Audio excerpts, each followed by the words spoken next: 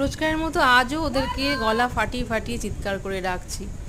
তার কারণ আজকে 8টার সময় খেতে দিচ্ছি তো, এই 8টার পরে মানে 8:30 9টা করে ওরা অলরেডি এসে বসে থাকে, বসেছিল। আমি দোকানে ছিলাম, ওরা ভাবলো হয়তো যে দোকান থেকে এখন বেরোবে না, তো আমারই বাড়ির ভিতরে ঢুকে শুয়েছিল। এখন আবার সব চলে এসছে। আর তোমরা হয়তো ভাবো যে আমি এত রাত করে খেতে দিই, ভিডিওগুলো স্পষ্ট হয় না। আমার কিছু করার নেই।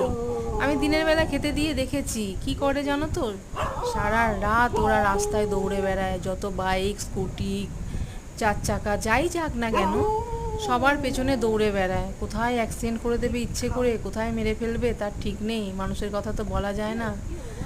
তারপরে আমি চিন্তা করলাম যে না, ওদেরকে রাতে করেই খেতে দেবো। আগে তো রাত 11টা 12টা বেজে যেত। নেহাত এখন এই লাইভে আসি বলে তাই আমি ওদেরকে একটু তাড়াতাড়ি খেতে দিয়ে দিই।